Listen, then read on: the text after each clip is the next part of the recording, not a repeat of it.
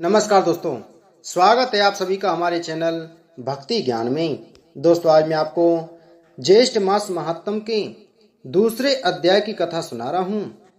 स्कंद जी कहने लगे कि हे ऋषियों, ज्येष्ठ मास में देवताओं की संतुष्टि के निमित्त प्रतिदिन ब्राह्मणों को दही और चावल का दान देना चाहिए। चावल और दही के दान की महिमा कहने में शिव जी भी असमर्थ हैं। फिर लोक के निश्चयार्थ में कुछ कहता हूँ। हे विप्र लोगों, अलकापुरी में गौतम नाम का एक ब्राह्मण रहता था। वह धर्म शास्त्रों और पुराणों का ज्ञाता परंतु द्रव्यहीन और महादुखी था। उसने अपने कुटुंब के पालन पोषण के लिए समस्त कर्मों को किया और शुभ तथा अशुभ फलों को जानता हुआ भी वह हर प्रकार के दान को ले लेता था। फिर चोरों का साथी होकर चोरी करके भी जीविका करता रहा, परंतु फिर भी जब उसे कुछ धन प्राप्त न हुआ तो वह दूसरे देश को चला गया। समस्त कुटुंब को त्याग कर वह पाप बुद्धि बलि में दिए गए प्रेत पिंड की जीविका को क्षुधा से आतुर होकर करने लगा। इस प्रकार संसार में रहकर बलि खाने वालों के साथ सब करने को त्याग बलि भोजन करने लगा और शक्तिहीन वृद्धावस्था से जीर्ण तथा क्षीणायु हो गया।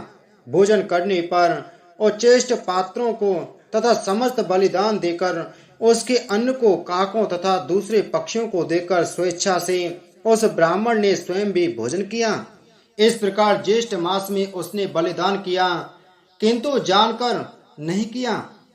जब इस पुण्य कर्म के पश्चात कुछ दिनों में उसकी मृत्यु हो गई, तब यमदूतों ने आकर उसको पास में बांध लिया और जब उसको यमलोक में ले जाने लगे तब वह रोने लगा। उसके रोने पर यमदूत उसको मुद्गरों से मारने लगे, परंतु इसी बीच में विष्णु भगवान के दूत वहां आ गए।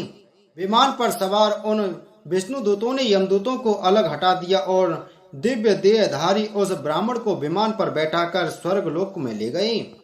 यमदूत उस ब्राह्मण का सब वृतांत कहने के लिए यमराज के पास गए और कहने लगे कि हे प्रभु, जब हम उस ब्राह्मण को लेने के लिए उसके समीप गए तब वहां विष्णु गणों ने आकर हमको खूब मारा, क्योंकि वे लोग स्वामी से युक्त हैं और हम नाथहीन हैं। अब हम लोग क्या करें? आज से आपकी सेवा नहीं करेंगे। दूसरे व्यापक स्वामी के पास जाते हैं। दूतों के ऐसे वचन सुनकर यमराज अत्यंत क्षुब्ध हुए और शीघ्र भैंसे पर सवार होकर दंडधारी यमराज ने क्षण मात्र में वहां पहुंचकर विष्णु दूतों के सामने ही उनको भी ताड़ित किया। वे सब विष्णु दूत विमान छोड़कर भाग गए। उन्होंने रमापति विष्णु के पास जाकर सब समाचार निवेदन किया। समाचार सुनकर विष्णु भगवान क्रोध से रक्त वर्ण हो गए और गरुड़ पर सवार होकर यमलोक को गए। वहां उन्होंने इंद्र आदि सब देवताओं को साथ लेकर यमराज से युद्ध किया।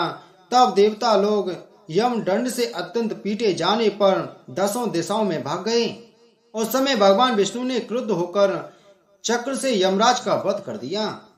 तब देवताओं ने ब्रह्मा जी को आगे कर भगवान विष्णु की स्तुति की।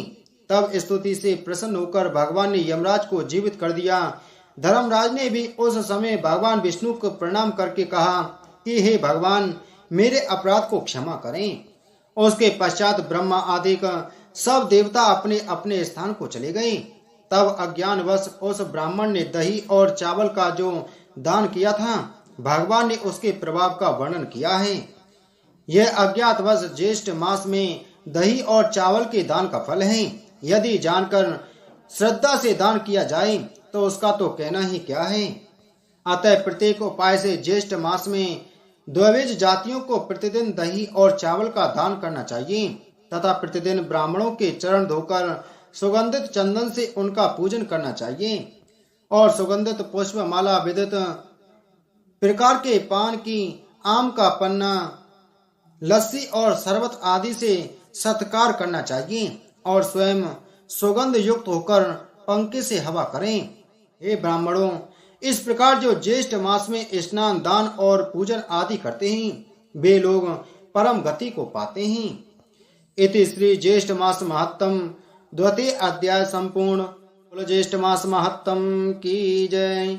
बोलो विष्णु भगवान की जय।